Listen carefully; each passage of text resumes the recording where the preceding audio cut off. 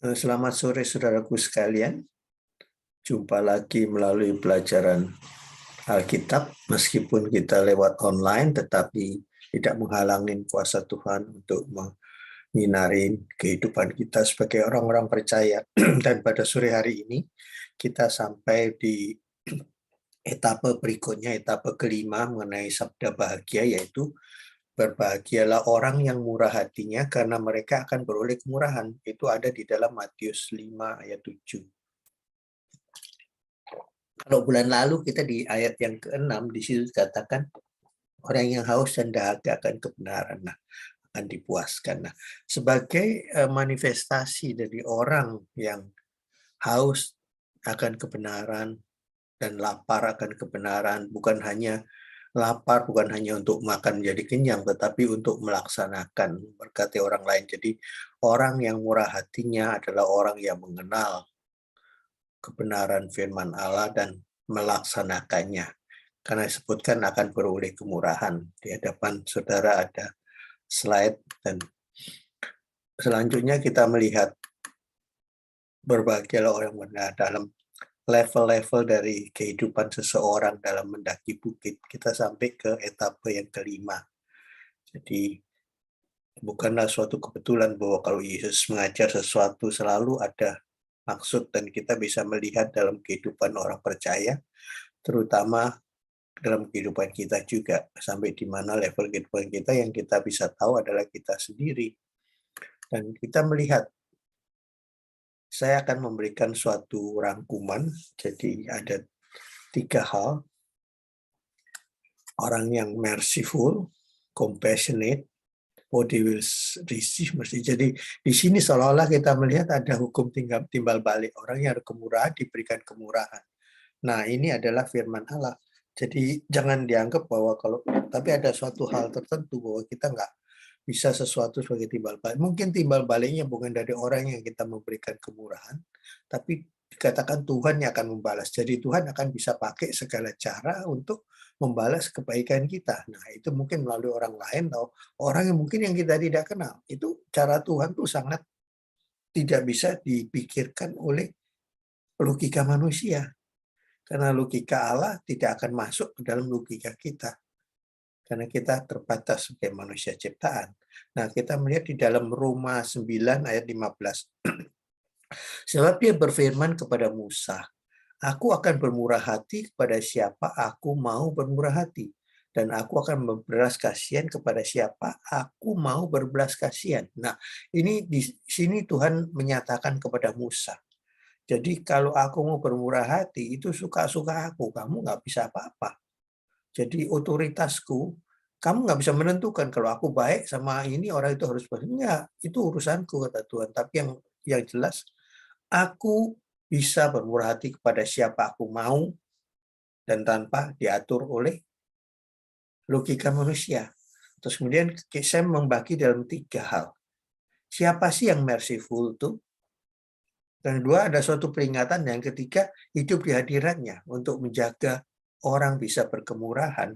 3 hal yang kita akan bahas pada sore hari ini. Kita melihat satu persatu ya. Yang pertama, siapa? Siapa? Who is the merciful? Di dalam Mazmur 112 ayat 4 dikatakan, di dalam gelap terbit terang bagi orang benar, pengasih dan penyayang orang yang adil. Jadi orang yang benar, pengasih dan penyayang itu akan terbit terang.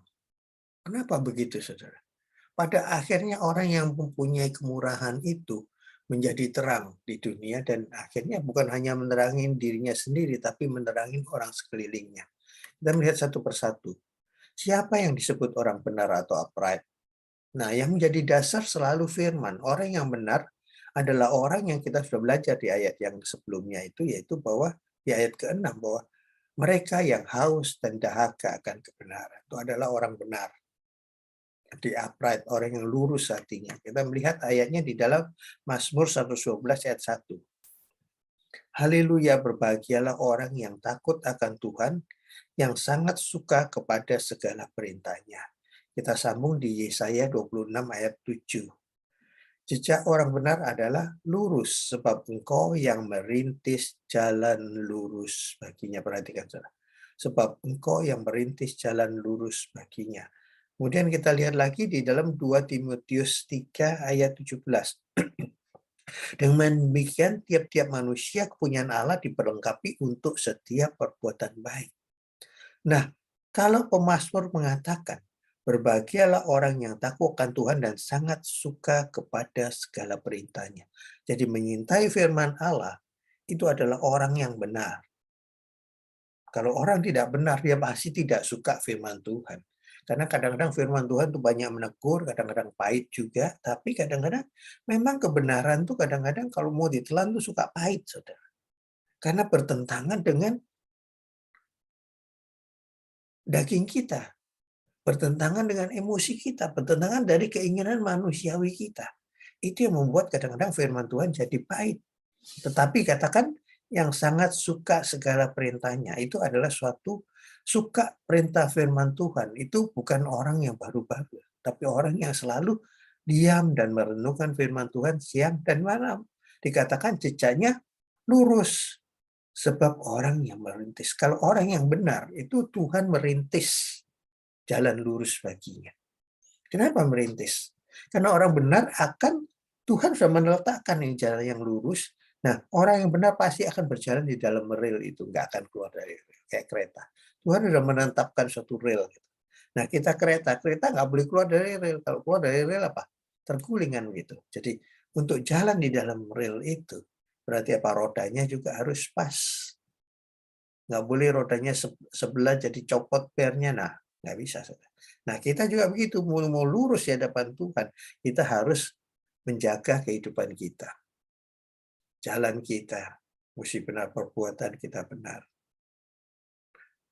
Dengan demikian, tiap-tiap manusia punya Allah diperlengkapi untuk setiap perbuatan baik. Nah, orang yang benar, yang firman Tuhan selalu ada dalam hidupnya dan melakukannya, itu diperlengkapi untuk setiap perbuatan baik. Manusia kepunyaan Allah. Orang yang benar, orang yang sudah ditebus, adalah milik Kristus. Karena itu selalu firman sebagai dasar kebenaran.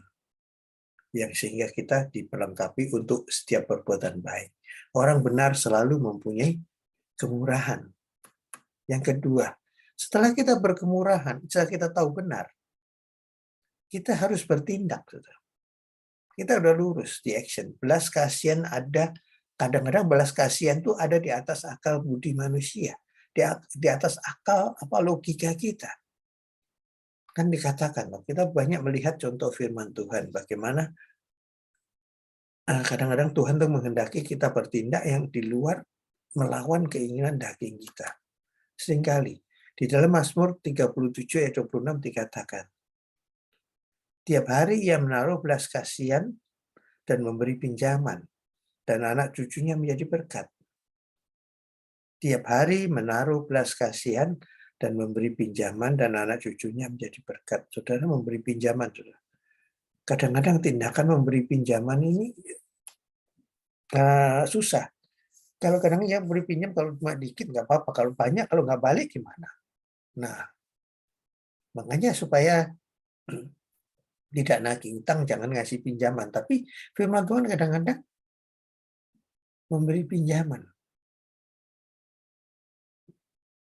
Susah, saudara. Soal minjam-meminjam ini kadang-kadang masalahnya selalu urusannya dengan materi, urusannya selalu dengan uang, dengan mamon. Nah, ini kadang-kadang jadi penyakit. Nah, tapi tindakan ini Tuhan yang suruh.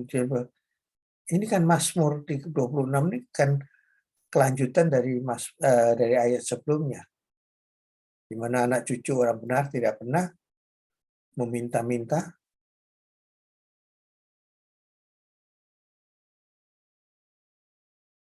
dan memberi pinjaman, dan anak cucunya menjadi berkat. Nah, ini ternyata orang benar itu mewariskan berkat kepada anak cucunya.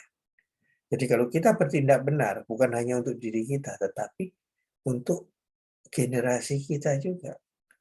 Mungkin kadang-kadang kita kenapa diberkati saat ini kita mesti ingat, mungkin orang tua kita, ayah, ibu kita atau nenek-nenek kakek kita tuh telah menanam perbuatan baik itu tadi. Ya, tindakan orang tua kita ataupun nenek kakek kita itu kadang-kadang membawa berkat buat kita. Nah, itu janji firman Allah. Tapi kadang-kadang kita merasa bahwa kita benar karena, oh aku diberkati karena aku benar. Tapi kadang firman Tuhan mengatakan bahwa itu adalah andil daripada orang tua kita yang menanamkan kebenaran dalam hidup kita.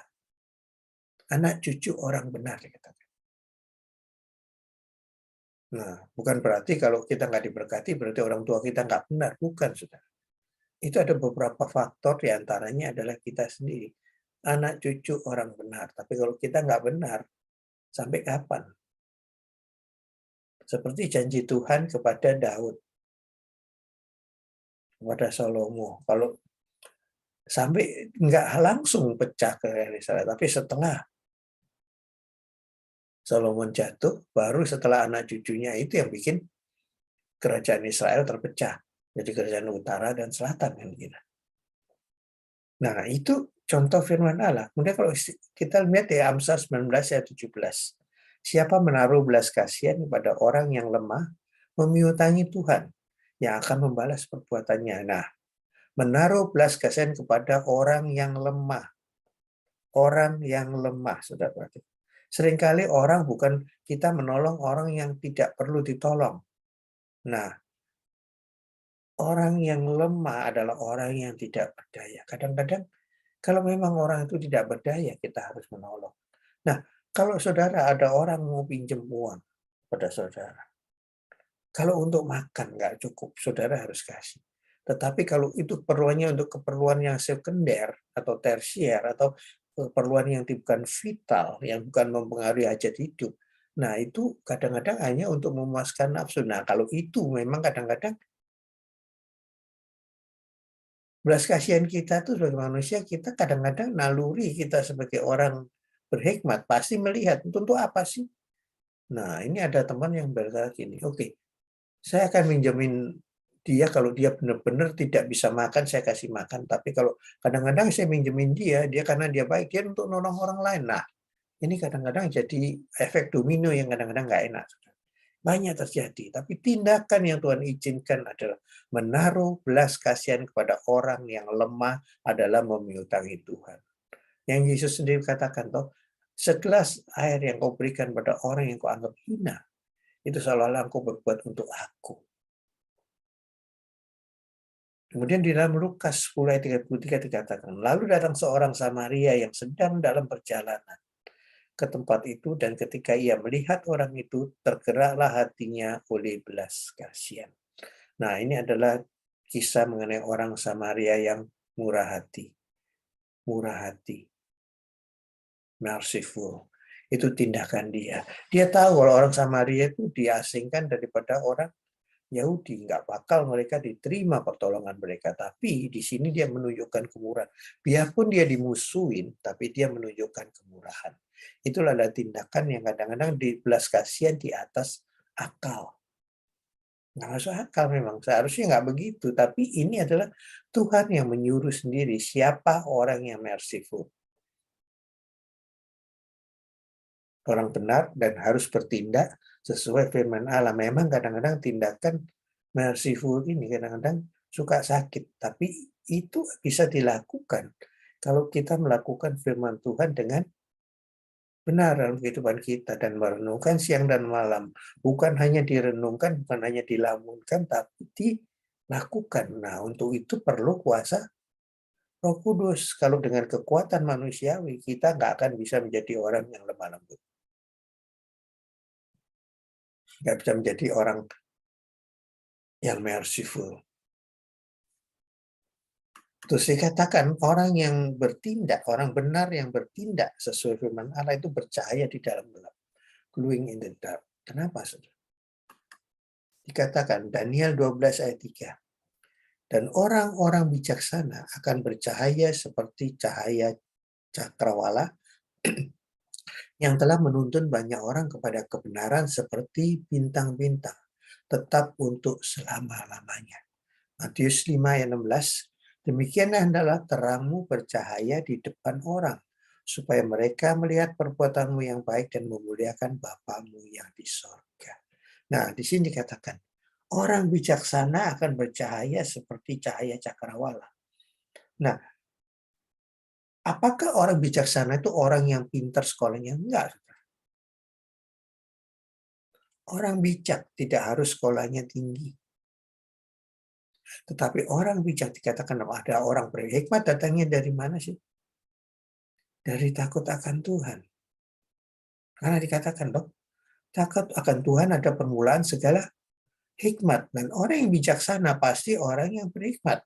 Dan itu percaya seperti cakrawala. Jadi bukan karena sekolah kita tinggi, kemudian kita jadi orang berhikmat. Bukan.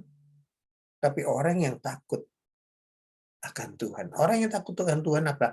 Orang benar yang bertindak sesuai firman Allah. Dikatakan percaya di dalam gelap. Nah, di dalam Matius 5 ini juga dikatakan, hendaklah terangmu percaya di hadapan semua orang, supaya melihat perbuatanmu yang baik dan memuliakan Bapakmu yang di surga. Melihat perbuatanmu yang baik. Ini adalah bicara mengenai tindakan. Bukan kita berkoar-koar, aku berbelas kasihan. Bukan. Tetapi tindakan. Orang melihat tindakan, bukan mendengar perkataan kita. Jadi siapa orang yang merciful, orang yang berkemurahan adalah orang benar, orang yang bertindak, dan itu dikatakan percaya di dalam gelap. Kita melihat selanjutnya. Peringatan. Apa yang dari peringatan? Justice leads to punishment, mercy leads to the forgiveness. Jadi kalau kita hanya keadilan manusia, keadilan hanya membawa kepada hukuman. Kan gitu. Kebenaran keadilan manusia membawa, kebenaran hukum hanya membawa kepada penghukuman, tetapi kemurahan membawa kepada pengampunan. Kok diterjemahannya susah ya? Jadi di dalam Yakobus 2 ayat 13 dikatakan, sebab penghakiman yang tak berbelas kasihan akan berlaku atas orang yang tidak berbelas kasihan. Tetapi belas kasihan akan menang atas penghakiman. Dari situ ayat itu hanya saya bisa menulis justice leads to punishment, mercy leads to forgiveness. Itu adalah suatu untuk menyingkat kata-kata dari Yakobus 2 ayat 13. Tetapi belas kasihan akan menang atas penghakiman. Itu maksudnya. Jadi kalau kita menghakimi berdasarkan hukum yang ada, itu hanya adanya adalah benar dan salah, yang salah dihukum. Tetapi kemurahan adalah membawa kepada pengampunan. Penghakiman yang tak berbelas kasihan akan berlaku orang yang tak berdosa. Ini sebab akibat juga, saudara. Peringatan itu berlaku, jadi hati-hati. Kita hanya menegakkan demi hukum, ya semua benar, hukum. Tetapi Tuhan nggak mengenai hukum, tapi belas kasihan. Menang atas penghakiman, pengampunan. Nah, kita melihat apa yang disebut penghakiman, justification. Di dalam Ulangan 16 ayat 19 dikatakan, janganlah memutarbalikkan keadilan, janganlah memandang bulu, dan janganlah menerima suap. Sebab suap membuat buta mata orang-orang bijaksana dan memutarbalikkan perkataan orang-orang yang benar. Mazmur 17 ayat 2, daripada mulah kiranya datang penghakiman, matamu kiranya melihat apa yang benar.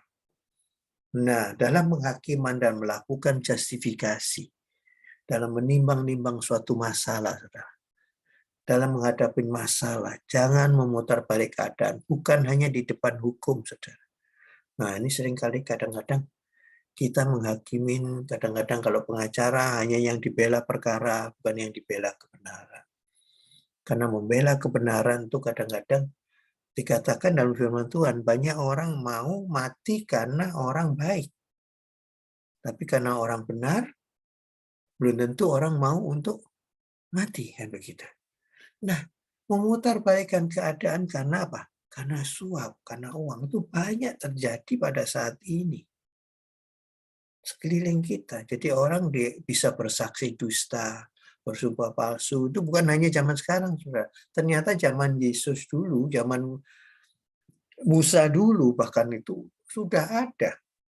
Suap membuat buta mata orang-orang bijaksana. Nah, ini di dalam Ulangan loh, Saudara.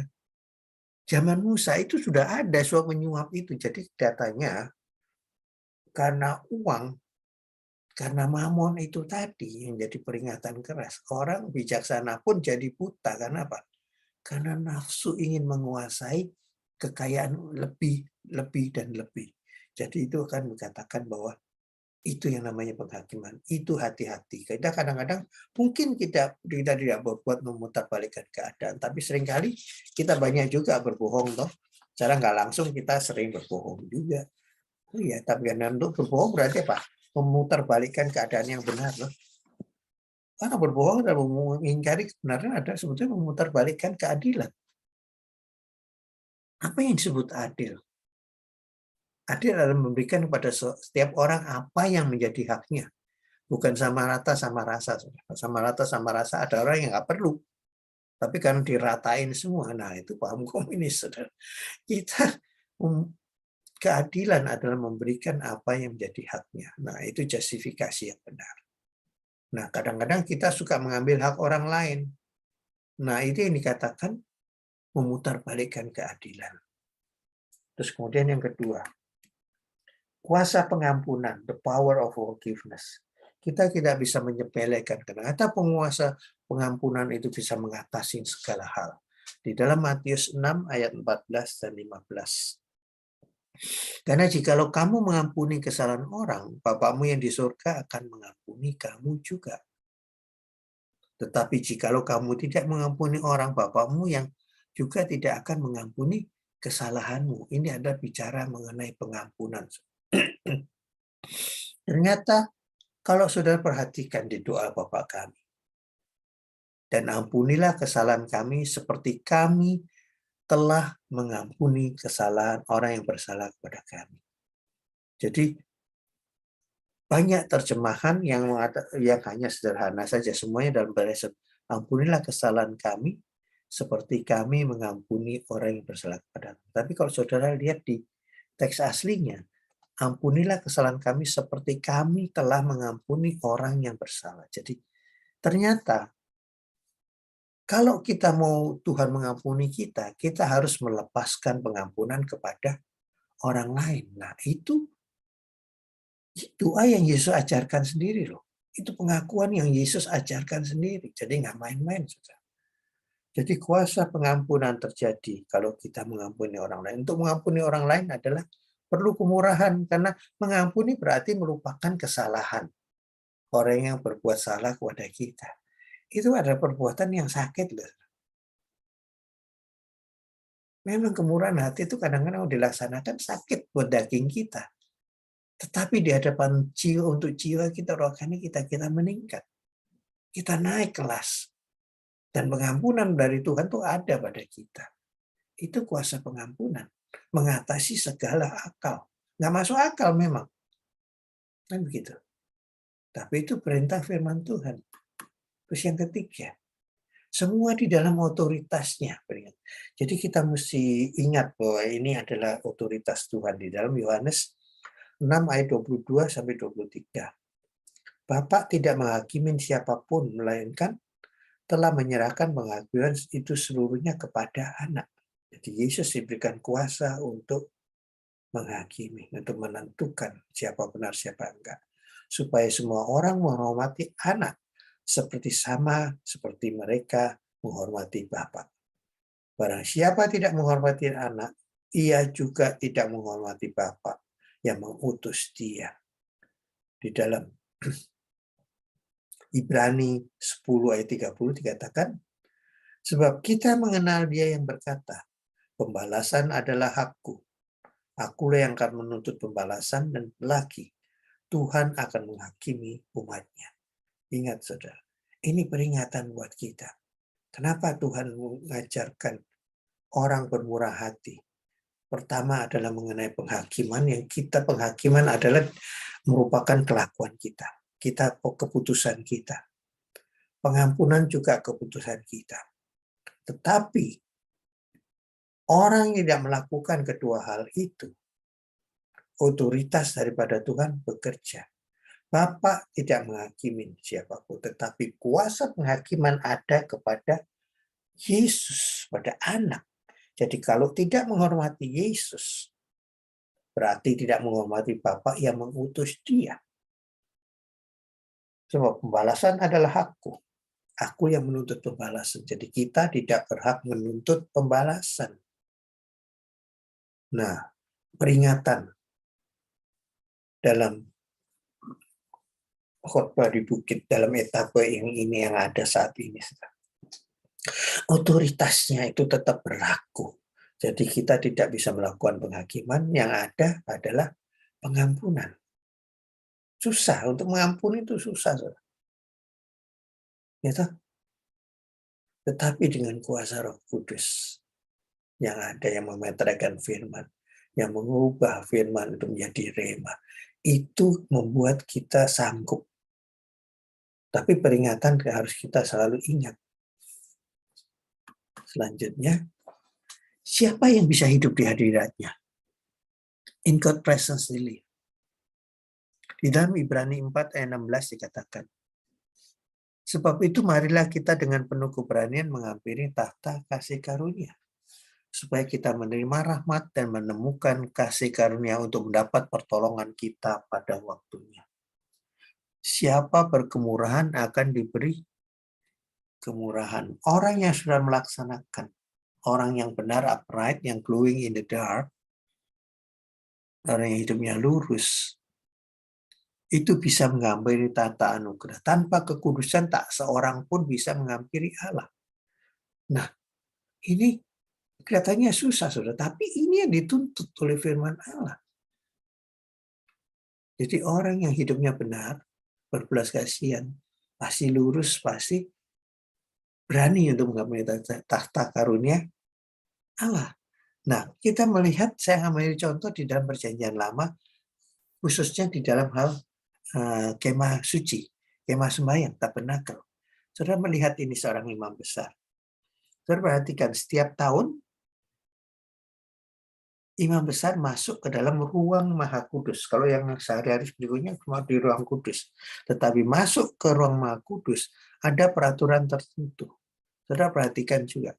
Hadir Allah di atas tutup pendamaian. Menghampiri tahta anugerah Allah. Saudara perhatikan baju yang dipakai.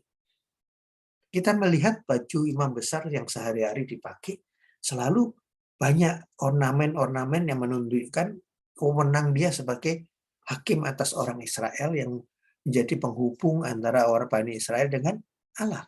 Tetapi pada waktu dia sendiri harus mempersembahkan darah itu di atas tutup grafirat, pakaian dia tidak bisa macam-macam, hanya linen putih.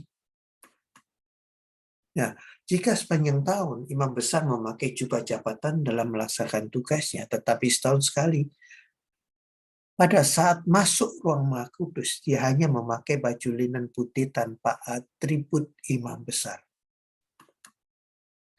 Referensinya, peraturan yang ketat dalam perjanjian lama mengenai pakaian imam dan imam besar. Keluaran 39, 27 sampai 29. Di dalam perjanjian baru, orang percaya mengenakan jubah kekudusan dan belas kasihan.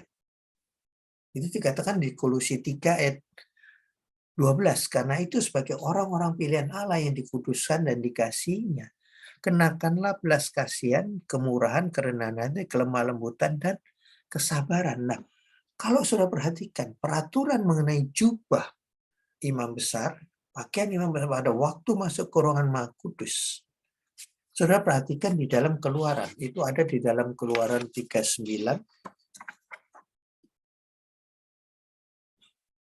ayat 27 sampai 29. Saya akan bacakan. Dibuat merekalah kemeja dari lenan balus, buatan tukang tenun untuk Harun dan anak-anaknya, serban dari imam lenan halus, dan destar yang indah dari lenan halus. Celana lenan dari lenan halus yang dipintal benangnya. Ikat pinggang dari lenan halus yang dipintal benangnya. kain ungu tua, kain ungu muda, dan kain kemisi. Tetapi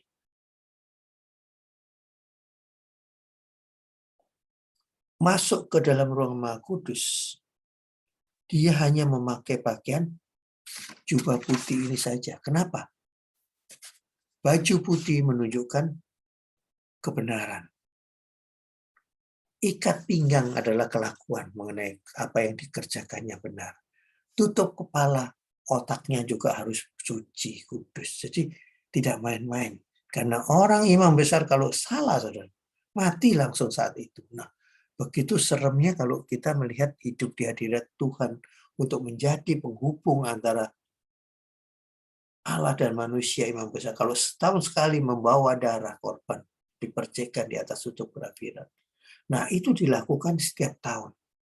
Tetapi pada saat Yesus datang, pada waktu Yesus disalib, hadirat Allah kita bisa hampiri. Buktinya waktu itu, tirai bait Allah terbelah sehingga ruang Maha Kudus bisa dilihat. Berarti kita boleh masuk dengan darah anak domba. Karena lagu, ku masuk ruang Maha Kudus dengan darah anak domba. Kita lagu itu. Nah, di situ ayat begitu. Nah, dikatakan kalau kita melihat kalau begitu ketatnya orang hidup di hadiratnya. Kenapa dikatakan dengan penuh keberanian menghampiri tata kasurnya supaya menerima rahmat dan menemukan kasih karunia untuk mendapat pertolongan kita pada waktunya. Mendapat mercy, mendapat kemurahan.